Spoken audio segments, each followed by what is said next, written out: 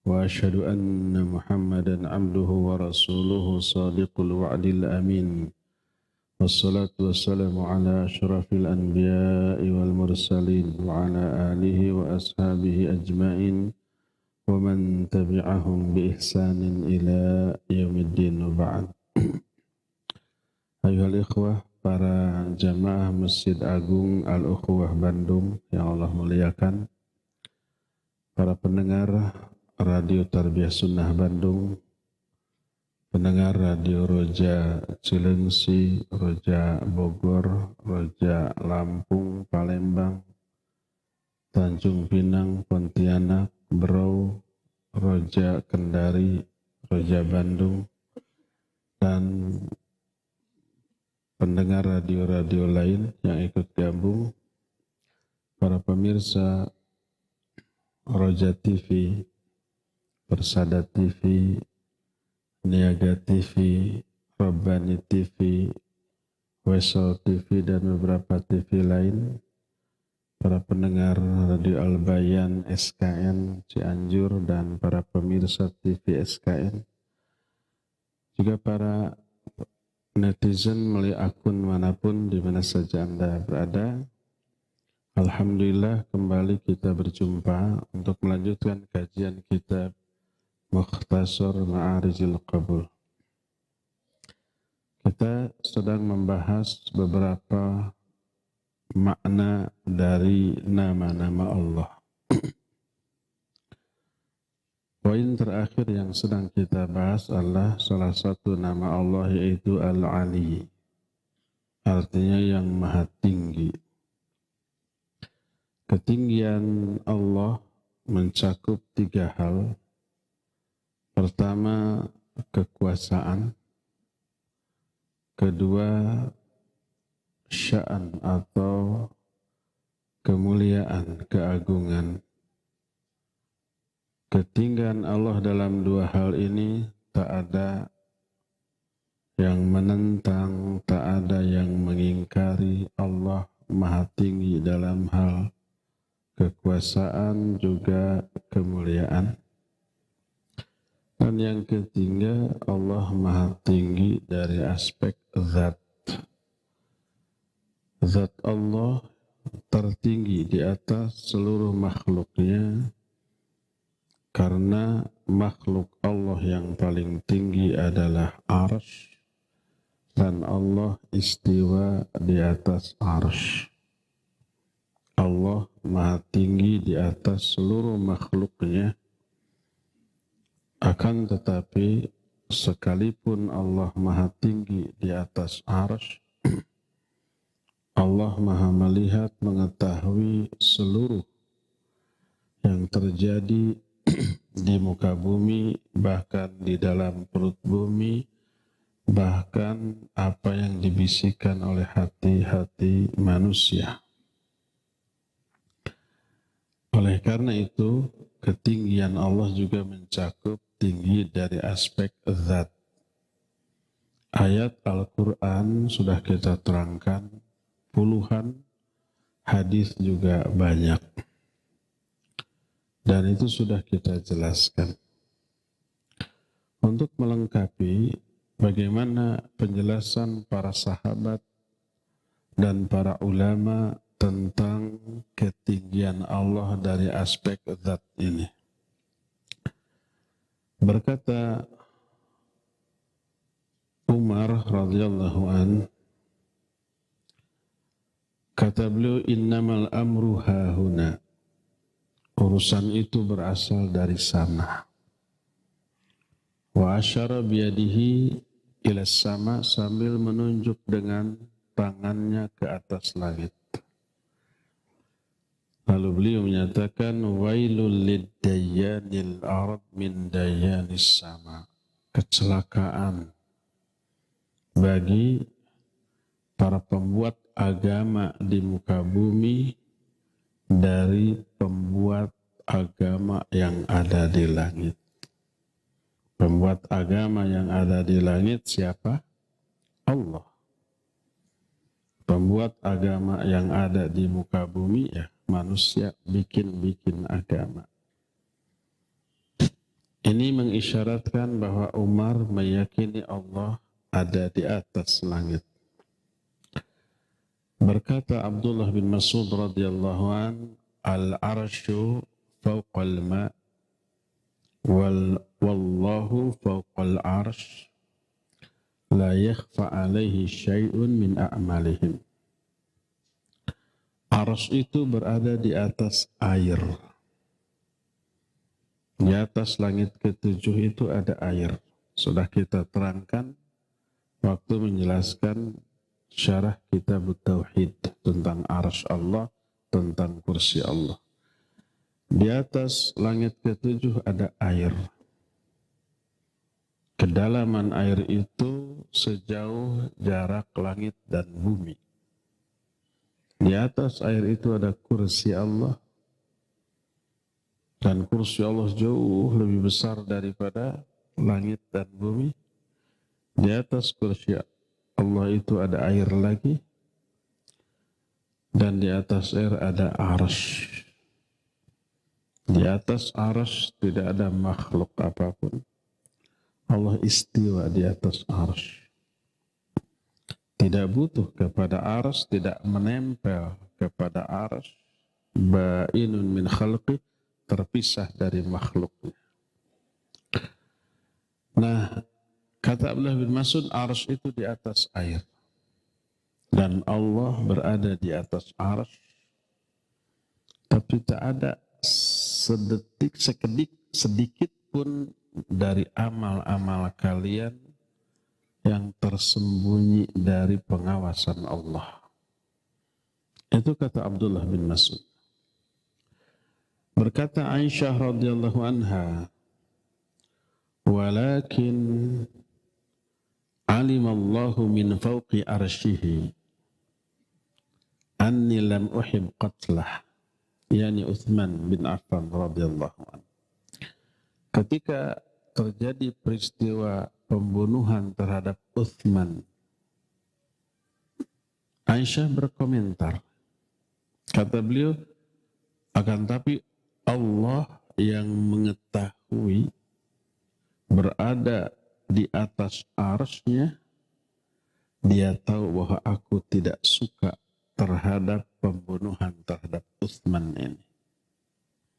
Aisyah pun ketika menyatakan ketidaksukaannya terhadap peristiwa terbunuhnya Uthman, sampai menyebut Allah yang ada di atas arsy. Berkata Ibnu Abbas radhiyallahu anhuma, al-kursiyu maudhi'ul qadamain. Kursi itu tempat kedua kaki Allah. Dalam hadis, al-kursiyu maudhi'u qadamai rahman. Kalau ini ucapan Ibnu Abbas. Kursi itu di tempat kedua kaki Allah yang Maha Rahman. Tapi ada tapinya. Laisa kamitslihi syai'. Sifat Allah tidak sama dengan sifat makhluk. Baik kedua kaki Allah tentu saja tidak sama dengan kedua kaki makhluk manapun. Ya boleh ditaktil, taktil itu diingkar. Enggak, Allah enggak punya kaki. Kalau punya kaki sama dengan makhluk. Kan gitu ya. Kita balikan. Kalau enggak punya kaki enggak sama dengan makhluk. Ada makhluk yang enggak punya kaki? Ingin mensucikan Allah dari penyerupaan dengan makhluk, tapi tanpa disadari dia terjerumus ke dalam penyerupaan Allah dengan makhluk yang lebih hina. Makhluk yang enggak punya kaki lebih hina daripada yang punya kaki. Nah, makanya jangan pakai otak. Nas. Kata hadis, Allah punya kaki, iya. Ini hadis. Kata ayat, iya. Yauma yukshafu an saqit. Pada hari itu Allah menyingkapkan betisnya. Al-Quran itu. Tapi betis Allah tidak sama dengan betis makhluk manapun. Demikian juga ketika menempati kursi, laisa kamitslihi syai'un. Kalau kita menempati kursi, nempel dan butuh kursi itu.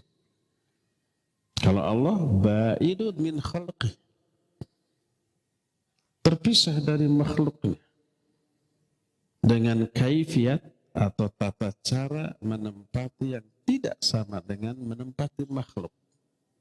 Kalau makhluk menempati sesuatu harus nempel dan butuh. Allah enggak seperti itu. Laisa kamitslihi syai'un. Tapi wajib diyakini karena nas hadis. Kata Ibnu Abbas, kursi itu tempat kedua kaki Allah. Wal arsyu la yaqdiru ahadun qadra. Sedangkan arsy tak ada seorang pun yang mampu mengetahui kadar besarnya, saking besarnya. Inna Allah Ta'ala kana ala arsyihi qabla an yakhluqa syai'a. Kata Ibnu Abbas, Allah berada di atas arsy sebelum menciptakan apapun.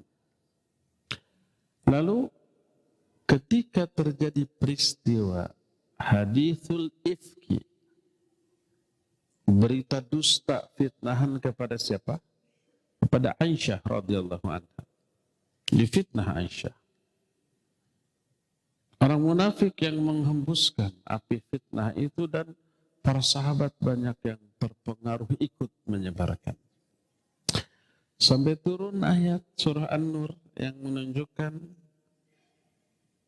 Aisyah bebas dari seluruh tuduhan itu. Berkata Ibnu Abbas, wa anzalallahu bara'ataki min fawqis sab'is samawat. Allah menurunkan keterangan tentang bersihnya dirimu, hai Aisyah, dari tuduhan yang Allah turunkan dari atas langit yang 7. Itu ungkapan para sahabat. Semua menyatakan Allah di atas langit, tepatnya di atas arsy. Dan banyak lagi sahabat lain. Ada ratusan ucapan para sahabat. Nah, selain itu, bagaimana ungkapan para ulama tabi'in tentang keberadaan Allah secara zat di atas arsy? Berkata Masruq radhiyallahu an, ketika berbicara menyampaikan sebuah hadis dari Aisyah, kata Masruq, haddathatni as-siddiqah habibatullah al-mubarra'ah min fawqis sab'is samawat. Masruq ini ulama tabi'in, murid Aisyah, sering menerima hadis dari Aisyah radhiyallahu anha.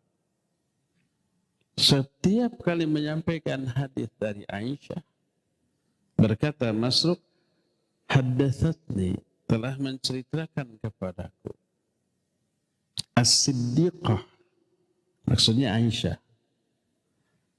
habibatullah, kekasih Allah, al-mubarra'atu min fawqis sab'is samawat, orang yang telah dinyatakan bersihnya beliau dari tuduhan yang Allah turunkan dari atas langit yang ke-7. Berkata Imam Az-Zahabi rahimahullahu ta'ala tentang ucapan Masruq ini, bahwa sanad hadis ini sahih. Berkata Ad-Dhahhak salah seorang ulama tabi'in, ketika menafsirkan Al-Quran surah Al-Mujadilah ayat yang ke-7, di ayat itu Allah menyatakan, ma yakunu min najwa thalathatin illa huwa rabi'uhum. Tidak ada 3 orang yang berbisik 3 orang, kecuali Allah yang keempat. Maknanya Allah dengar bisikan mereka. Jangankan dibisikkan, kalau dibisikkan ada suara, ada. Yang tidak dibisikkan, kalau dalam bahasa Indonesia nggak ada terjemahan. Kalau dalam bahasa Sunda ada, nu digerenteskeun dina hate. Kalau berbisik diharewaskeun, kalau di dalam hati digerenteskeunnya. Kalau dalam bahasa Indonesia, dalam hati apa? Dibisikan dalam hati. Padahal bisiknya ada suara merebet-bet. Tak bisik itu teh. Tapi kalau dalam hati gerentes. Digerenteskan dalam hati, Allah dengar, Allah tahu. Apalagi dibisikkan.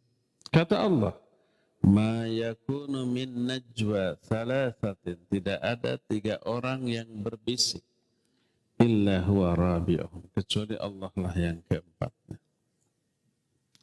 Berkata Allah ketika menafsirkan ayat ini, huwa fauqal arsh wa ilmuhu ma'ahum aina makan. Allah zatnya ada di atas arsh, tapi ilmunya menyertai seluruh makhluk. Ilmunya mengetahui semua hal, tak ada suatu pun yang tersembunyi. Makanya walaupun secara zat Allah berada di atas arsh, untuk berdoa taqarrub mendekat kepada Allah enggak harus naik ke atas seperti pola pikir Fir'aun. Fir'aun kan ketika Nabi Musa mengatakan Allah ada di atas langit, apa kata Fir'aun? Hei Haman, buatkan bagiku bangunan yang tinggi, saya mau naik mau lihat Tuhannya Musa. Pola pikir si Fir'aun kan gitunya.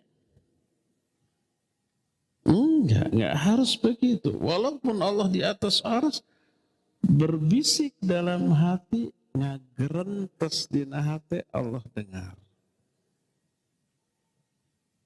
Allah berfirman, walaqad khalaqnal insana wa na'lamu ma tuwaswisu bihi nafsuh. Kami yang telah menciptakan manusia dan kami mengetahui apa yang dibisikkan dalam hati. Untuk mendekat kepada Allah cukup berdoa secara lirih, Allah tahu. Nggak perlu naik. Jangan punya pola pikir seperti Fir'aun tadi.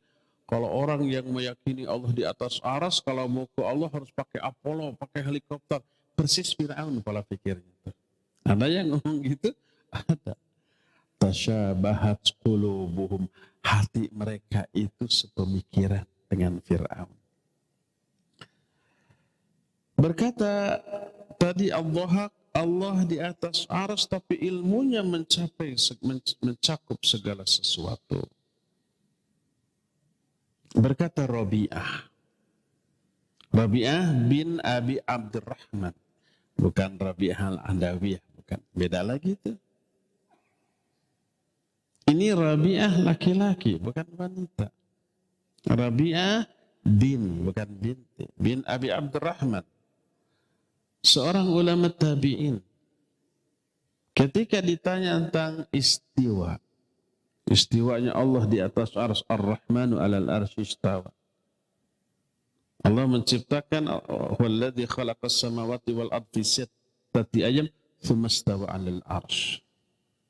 Allah menciptakan langit dan bumi dalam 6 hari lalu istiwa di atas arsy. Istiwa itu secara harfiah maknanya artinya tegak. Allah tegak di atas arsy dengan cara tegak yang tidak sama dengan tegak makhluk manapun. Laisa kamitslihi syai'. Seperti Allah mendengar, cara mendengarnya tidak sama dengan makhluk manapun. Melihat tidak sama dengan melihat makhluk manapun. Istiwa atau tegak juga begitu. Sama. Tidak sama dengan makhluk manapun.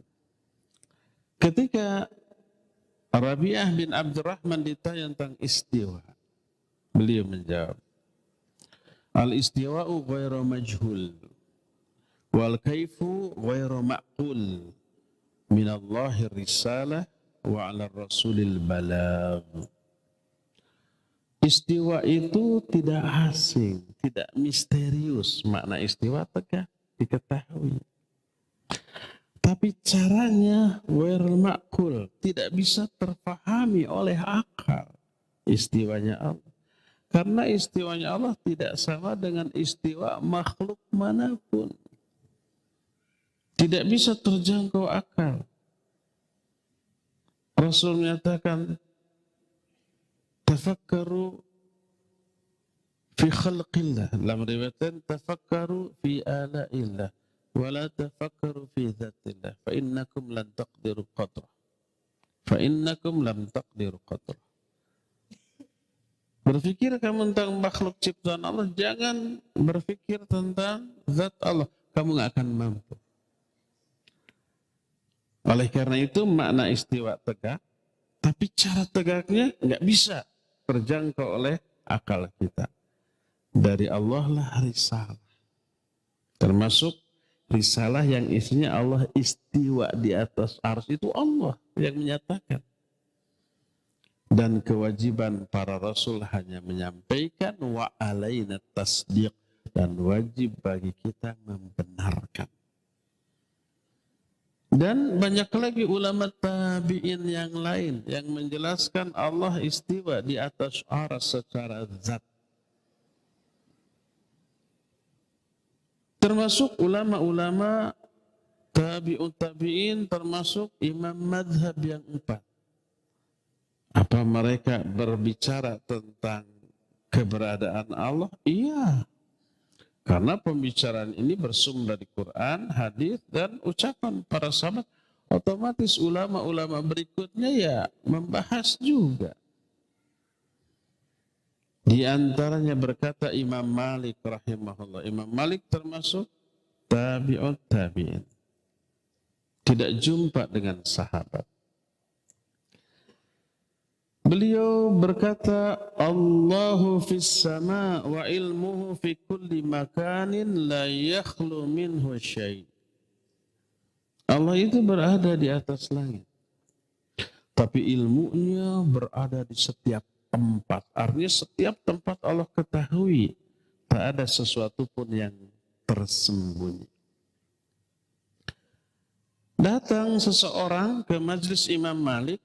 Ketika Imam Malik mengajar, dia bertanya, ya Imam, Ar-Rahmanu alal arsy istawa. Kaifa istawa? Wahai Imam, Allah istiwa di atas arsy. Bagaimana cara istiwanya di atas arsy? Dia menanyakan cara istiwanya Allah. Ini yang disebut dengan takyif. Takyif itu bertanya dengan pertanyaan kaif. Kaif itu bagaimana? Termasuk disebut takyif. Minta penjelasan cara istiwanya Allah. Apa kata Imam Malik? Al-kaifu ghairu ma'qulin. Wal istiwa'u minhu ghairu majhulin. Wal imanu bihi wajibun wassu'alu anhu bid'atun. Wa inni akhafu an takuna dhallan wa amara bihi fa akhrij. Kata Imam Malik,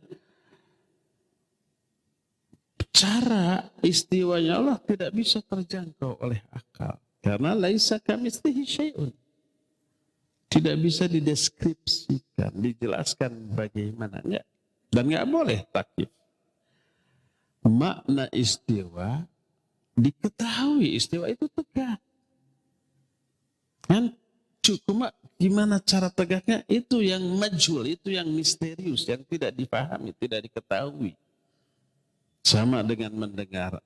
Mendengar kita tahu arti mendengar. Itu mampu menangkap suara dan memahaminya. Tapi cara mendengarnya Allah tidak sama dengan cara mendengarnya makhluk. Tidak boleh ditanyakan bagaimana cara mendengarkannya makhluk. Jangankan cara mendengar Allah, cara mendengar makhluk yang lain kita nggak tahu. Umpamanya konon, katanya konon. Lumba-lumba di lautan itu bisa mendengar suara puluhan kilometer gitu ya. Mangsanya di sana lagi luka puluhan kilometer, tahu, bisa mendengar. Gimana cara mana? Nggak tahu kita. Bagaimana semut bisa tahu di sana ada gula tumpah? Sok kita tumpahin gula. Biarkan beberapa menit, kemudian ngalut ngabandalut atuh si semutnya. Prung. Bagaimana cara semut tahu? Kita nggak tahu. Apakah si gula itu memancarkan sinyal? Ditangkap oleh antena, kan semut punya antenanya. Mungkin ada GPS-nya. Oleh satelit diantarkan ke antena semut. Di sana ada gula. Buka GPS. Oh, di sana. Dan nggak pernah salah. Iya nggak? Ini gula, di sana garam. Salah ke garam. Nggak pernah. Kita aja mencari tempat lewat GPS. Bener ya? Suka nyasar? Suka. Suka nyasar. Jadi makhluk aja kita nggak tahu cara mendengar sebagian makhluk, cara mengetahui sebagian makhluk, nggak tahu bagaimana caranya. Tapi ada apalagi Allah, cara mendengar, cara melihat, cara istiwa kita nggak tahu. Jadi kata Imam Malik, caranya tidak bisa dipahami. Makna istiwa terpahami, yaitu tegak. Iman bahwa Allah istiwa wajib. Karena Allah menerangkan itu dalam Al-Quran. Bertanya, cara istiwanya adalah bid'ah. Saya khawatir kamu punya pemikiran sesat. Keluar. Keluar, disuruh keluar orang itu. Oleh Imam Malik. Diusir. Kalau umpamanya kita lagi ngaji gini, saya ngusir seseorang, kamu mempengaruhi orang, keluar sana. Viral atau udahnya. Ustadznya yang disesatkan. Ustadz sesat ngusir jamaah. Imam Malik ngusir. Karena apa? Khawatir pola pikir dia yang seperti itu meracuni jamaah yang lain. Ingat, racun ya perlu banyak untuk merusak. Sesuatu yang merusak, virus kecil, saking kecilnya nggak kelihatan. Bakteri, kuman, saking kecilnya nggak kelihatan. Itu nggak perlu gede, cukup satu virus masuk, rusak. Ada yang mati. Ular ketika mematuk, memasukkan bisa, nggak perlu segelas. Cukup 1-2 tetes, merusak semuanya, ya nggak? Racun itu nggak perlu banyak. Sedikit, efeknya luar biasa. Apalagi racun akidah. Makanya Imam Malik lebih baik menyuruh orang itu keluar daripada meracuni jamaahnya dari aspek akidah. Itu pernyataan Imam Malik. Pernah Abu Abdullah Ahmad bin Hanbal, Imam Ahmad, ditanya,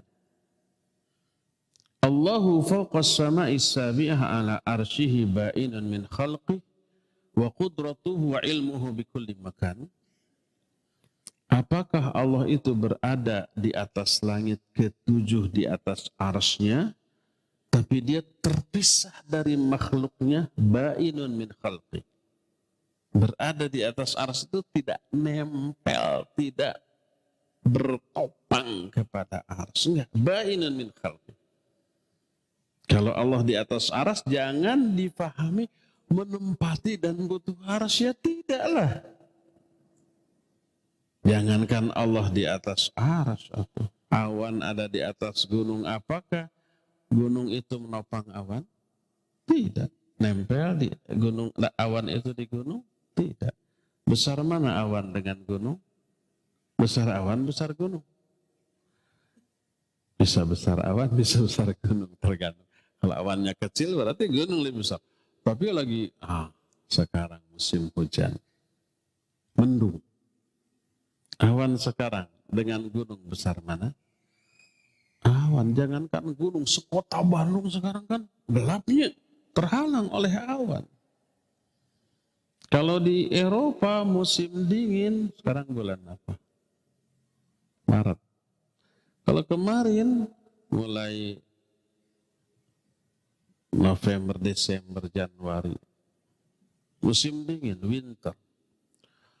puluhan negara Eropa tertutup awan semuanya. Sampai matahari gak masuk, mau siang mau malam sama. Kayak maghrib gitu. Awan jauh lebih besar daripada puluhan negara, bukan hanya kota. Awan berada di atas gunung. Nempel? Tidak. Awan itu betul gunung? Tidak. Gunung itu lebih besar dari awan? Tidak. Kenapa kalau dikatakan Allah istiwa di atas aras, dipahami, oh butuh aras, oh nempel di aras, oh arasnya lebih besar dari Allah. Kenapa mikirnya kayak gitu ya? Karena memang pakai otak mereka. Intinya ingin mengingkari sifat-sifat Allah, termasuk istiwanya Allah di atas aras. Ini Imam Ahmad ditanya, apakah Allah berada di atas langit, di atas aras dan terpisah dari makhluknya, tapi kekuasaan dan ilmunya mencakup seluruh tempat? Apakah begitu? Kata Imam Ahmad, na'am. Huwa ala arsyihi wa la yakhlu syai'un min ilmi. Ya, dia berada di atas arasnya, tapi sesuatu pun tak ada yang tersembunyi dari ilmu Allah. Berkata Ishaq bin Rahawai, dia seorang ulama tabi'in juga, segenerasi sama Imam Ahmad. Dia juga pernah ditanya oleh murid-muridnya, ma hadhil ahadits? Bagaimana dengan hadis-hadis ini? Hadis yang menjelaskan Allah istiwa di atas aras. Tarawna annallaha yanzilu ila sama'id dunya? Apakah engkau berpendapat Allah turun ke langit dunia, dari aras turun ke langit dunia? Apa kamu meyakini ini? Hadis-hadisnya banyak. Yanzilu rabbuna ila sama'id dunya hina yabqa thuluthul lailil akhir. Hadis ini riwayat Bukhari Muslim. Dalam dua kitab sahih. Allah turun ke langit dunia di setiap sepertiga akhir malam. Sudah kita terangkan di pertemuan yang lalu hadis ini. Apakah kamu meyakini hadis-hadis ini? Dia menjawab, na'am, ya. Rawahu thiqat alladzina yarwunal ahkam. Hadis-hadis ini diriwayatkan oleh rawi-rawi terpercaya yang juga meriwayatkan hadis-hadis hukum. Kenapa kalau hadis hukum diterima, tapi hadis tentang istiwanya Allah di atas aras atau turunnya Allah dari aras ke langit dunia ditolak? Kenapa? Orang yang meriwayatkannya sama. Lalu bertanya lagi muridnya, yanzilu wa yada'ul aras? Apakah Allah turun dari aras dan meninggalkan arasnya? Kalau makhluk berada di suatu tempat lalu turun, tempat tadi gimana? Kosong. Kalau Allah turunnya dipahami begitu, berarti sama dengan makhluk. Nggak boleh dipahami begitu. Perhatikan penjelasan Ishaq bin Rahawai ini. Kata beliau, yaqdiru ayyanzila min ghairi ayyakhluwa minhul arash. Apakah, ini murid-muridnya masih bertanya lagi, Allah mampu turun dari arsy tanpa membuat di atas arsy itu kosong dari dirinya? Dijawab, na'am, iya. Yanzilu rabbuna min ghairi ayyakhluwa minhul arsy. Allah turun dari arsy ke langit dunia tanpa membuat tempat di atas arsy itu menjadi kosong dari diri Allah. Enggak. Itulah salah satu sifat Allah yang berbeda dengan sifat makhluknya. Makanya nggak akan ada pemikiran kalau Allah turun dari arsy ke langit dunia di sepertiga akhir malam, kalau begitu Allah nggak pernah di atas arsy dong ya. Karena setiap sepertiga akhir malam selalu bergulir di setiap tempat, ya enggak? Kalau begitu arasnya kosong. Itu kalau makhluk. Allah mah tidak. Yanzilu rabbuna ila sami dunya min ghairi ayyaj'ala arsyahu khalian minhu. Allah turun dari arsy ke langit dunia tanpa membuat arsy-nya kosong. Dan itulah salah satu di antara sifat Allah, memadukan antara istiwanya Allah di atas arsy dengan turunnya Allah ke langit dunia di sepertiga akhir malam. Ada seseorang yang bertanya kepada Imam Ibnul A'rabi. Maksud Ibnul A'rabi di sini Abu Bakar Ibnul A'rabi, pakai alif lam, Al-A'rabi, bukan Ibnu Arabi, bukan, beda lagi. Kalau Ibnu Arabi divonis sesat oleh para ulama. Yang mengap sesat Ibnu Arabi itu bukan orang ulama yang dianggap keras, tapi yang dianggap lembut. Imam Al-Ghazali rahimahullah dalam kitab Al-Munqidh Minadh Dhalal. Nanti di kitab ini juga ada ya penjelasan tentang Imam Al-Ghazali menyesatkan Ibnu Arabi, Ibnu Sina dan yang lain, ada nanti di kitab ini. Salah satu Ibnu Arabi tanpa alif lam. Nah, ada lagi Abu Bakar Ibnul A'rabi. Ini ulama Ahlus Sunnah. Ibnul A'rabi ditanya, "Ya Aba Abdullah, ma makna qawlihi ar-Rahmanu 'alal arsy istawa?" Qal huwa 'ala arsyihi kama akhbar. Wahai Abu Abdullah, apa makna ayat bahwa Allah yang Maha Rahman istiwa di atas arsy? Dia menjawab, dia berada di atas arsy seperti yang dia beritahukan ke kita. Lalu orang tadi bertanya lagi, laisa kadzak, innama ma'nahu istaula. Bukan begitu wahai imam. Makna istiwa adalah istaula. Kata orang itu. Sotoy. Istaula itu menguasai.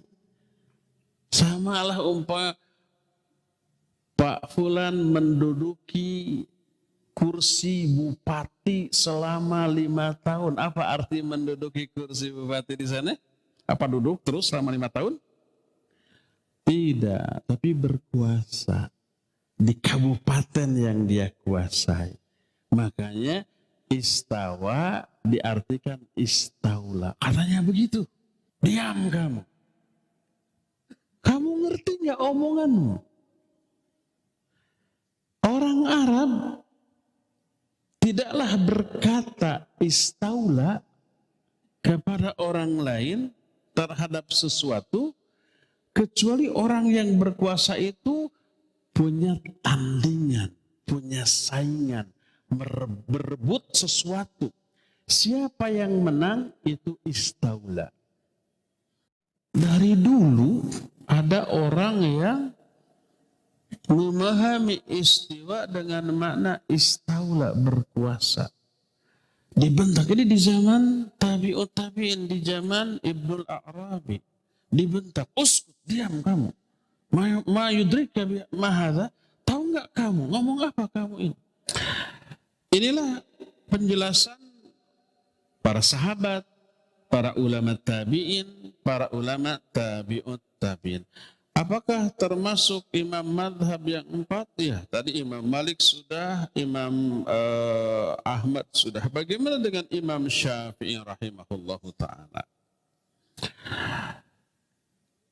Di dalam sebuah kitab namanya Mukhtasarul Ulum, muallif telah menerangkan bahwa Imam Syafi'i rahimahullahu ta'ala berkata,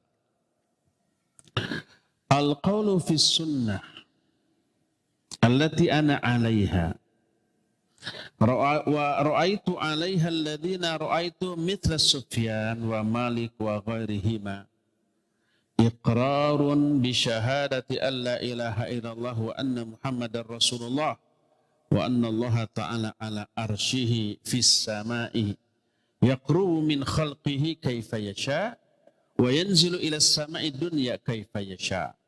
Kata Imam Syafi'i, sunnah yang aku yakini Dan aku melihat sunnah ini pun diyakini oleh para ulama generasi pendahulu seperti Imam Sufyan bin Uyainah, Sufyan Ats-Tsauri, juga Imam Malik dan yang lainnya.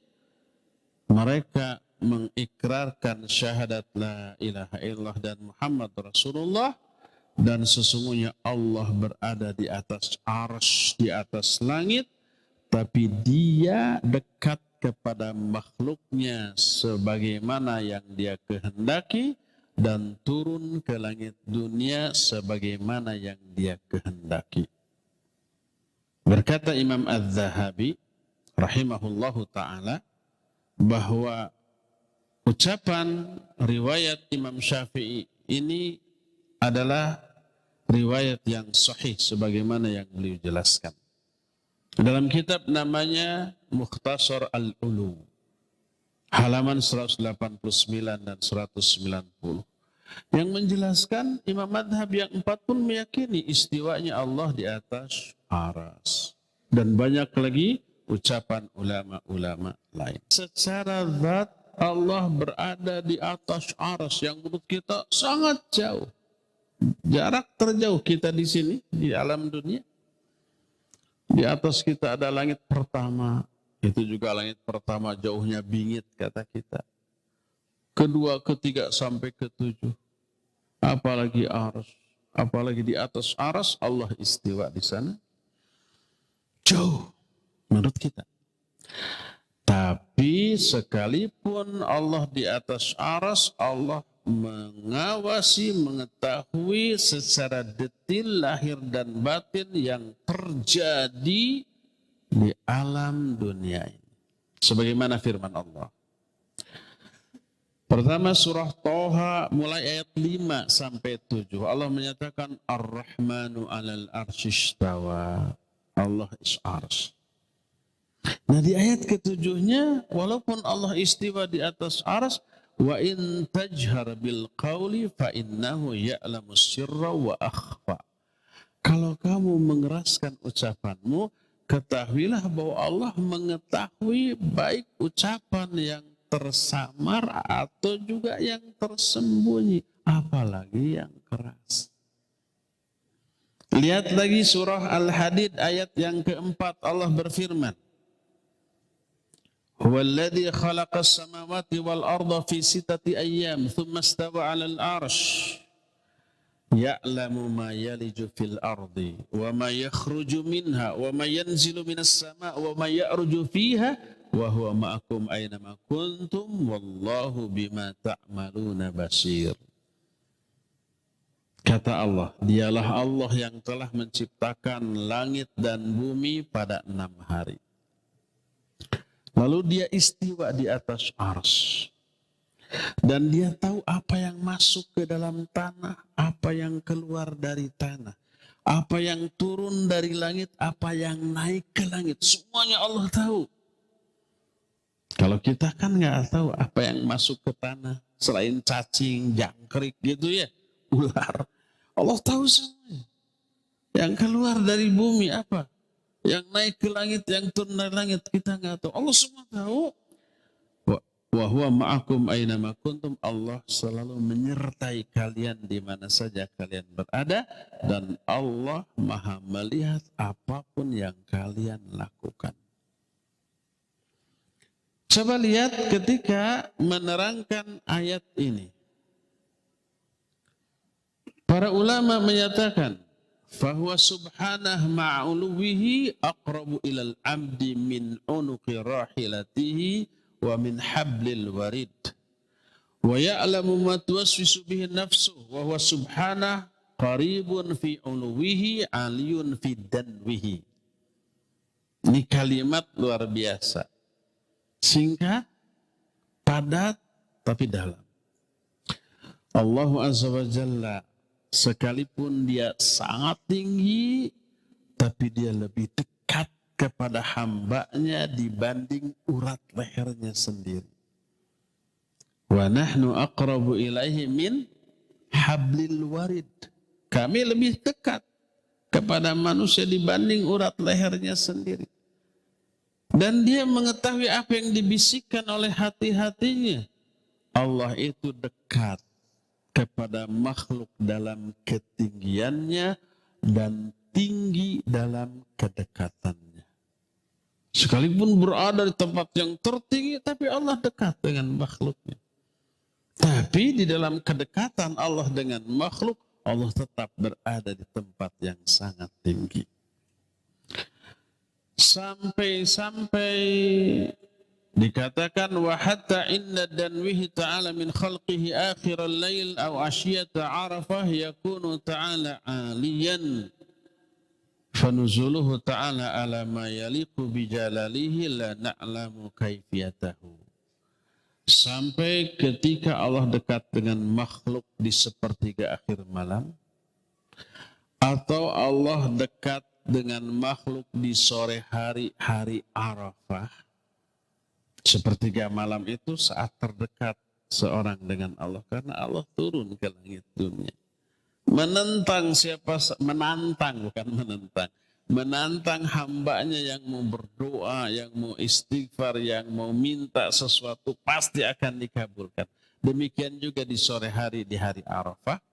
Sekalipun Allah dekat di hari itu, di sepertiga akhir malam, tapi tetap Allah tinggi di atas arsy-Nya.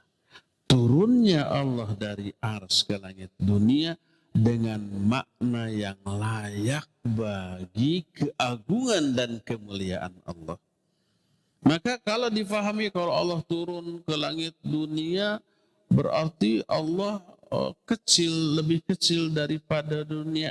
Itu nggak layak makna itu bagi keagungan dan kemuliaan Allah. Berarti bukan begitu, maknanya salah.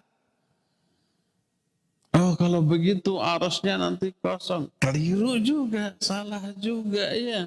Dan seterusnya.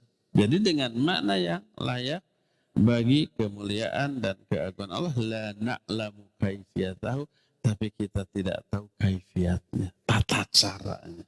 Bagaimana tata cara dan hakikat turunnya Allah kita tidak tahu.